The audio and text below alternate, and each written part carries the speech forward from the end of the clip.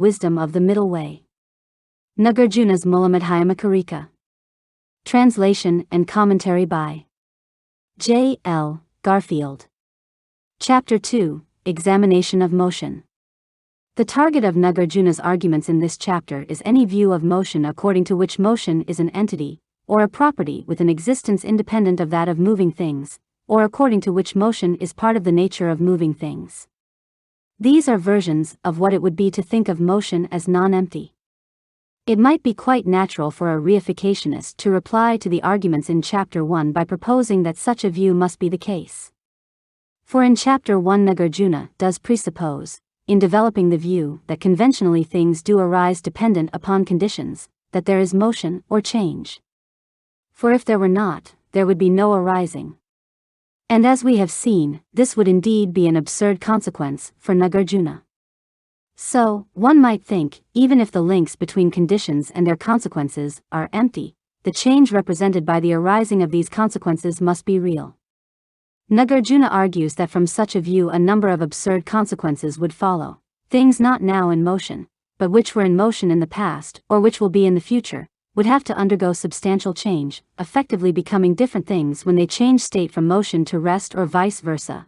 A regress would ensue from the need for the entity motion itself to be in motion. Motion would occur in the absence of moving things, the moment at which a thing begins or ceases. Motion would be indescribable. Nagarjuna concludes that a reification of motion is incoherent. Motion is therefore empty. 1. What has been moved is not moving. What has not been moved is not moving. Apart from what has been moved and what has not been moved, movement cannot be conceived. That is, if motion exists, there must be some time at which it exists. Nagarjuna in this opening verse considers the past and the future. This makes good sense. For motion requires a change of position, and a change of position must occur over time. But the present has no duration. So if motion were to exist, it would have to exist either in the past or in the future. But a thing that has moved only in the past is not now moving. Nor is a thing yet to be moved. One might, of course, suggest that there is a simple tense fallacy here, that things that were moving in the past were then in motion, that things that will move in the future will then be in motion. But this would be problematic. For that would mean that all motion would be in the past or in the future, and this could be said at any time. So there would be no time at which it would be true of anything that it is in motion. But this intuition is behind the opponent's reply in the next verse. 2. Where there is change, there is motion. Since there is change in the moving, and not in the moved or not moved, motion is in that which is moving.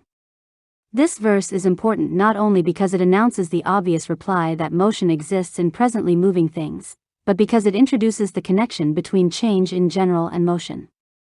Though this interpretative point is controversial, and several scholars have given widely different interpretations, it is highly plausible that Nagarjuna is calling attention to the fact that the attack on motion as an inherently existent phenomenon is a general attack on seeing change or impermanence as inherently existent. This suggests that even the properties that according to Buddhist philosophy characterize all things being dependently arisen and being impermanent are not themselves inherently existent. Nagarjuna replies. 3. How would it be acceptable for motion to be in the mover? When it is not moving, it is not acceptable to call it a mover.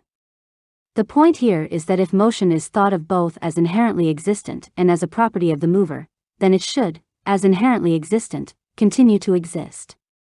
For something that is inherently existent depends for nothing on its existence, and so it cannot be deprived of the conditions of its manifestation. That is because inherent existence is existence within essence, as an independent entity whose identity can be intrinsically specified. See Chapter 15 for more detail. But movers come to rest. It would seem then that it would have to be appropriate to call something a mover, even when it is at rest, since inherently existing motion could not cease. For whomever there is motion in the mover, there could be non-motion evident in the mover. But having motion follows from being a mover. In this verse Nagarjuna begins his attack on the idea that motion is a property with an existence independent of movers. If He asserts, one were to posit motion as such a property that simply happened to inhere in movers, it would follow from its independence that movers might not have it, but instead its contrary, namely, non-motion. But that is not tenable. So it follows that motion can't be thought of as an independent property. This line of argument is continued in the next 2 verses. 5. If motion is in the mover, there would have to be a twofold motion, one in virtue of which it is a mover, and one in virtue of which it moves. 6. If there were a twofold motion, the subject of that motion would be twofold. For without a subject of motion, there cannot be motion.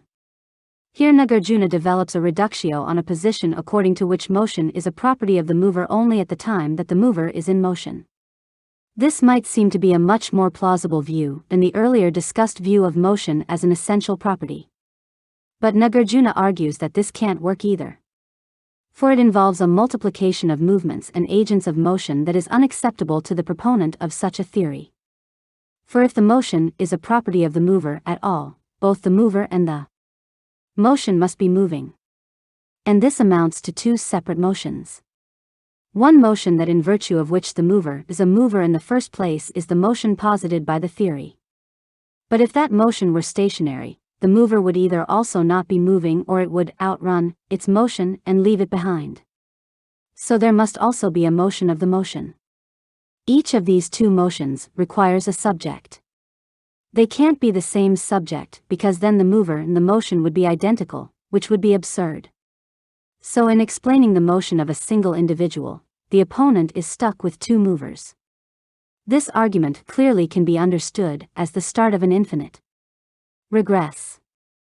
It is not at all clear whether Nagarjuna so intended it, as the context in which the argument is formulated is one in which the consequence that 2 movers emerge in the analysis of the motion of a single mover is enough to refute the opponent. But it is important to see that once this multiplication of explanatory motions and agents begins, it cannot be stopped, and so this argument constitutes a perfectly general attack on a view according to which motion is an entity associated with movers. It is also worth noting that the argument generalizes in other ways. It can be formulated as an argument against a parallel analysis of change as an independent property and, in general, as an argument against properties as entities that inhere in subjects. A twofold redness is required for a red shirt to be red because of the possession of redness. So this is, in fact, a third man argument. 7. If without a mover, it would not be correct to say that there is motion, then if there were no motion, how could there be a mover? Nagarjuna is here emphasizing the codependence of motion and the mover. If there are no movers, there is no motion. If there is no motion,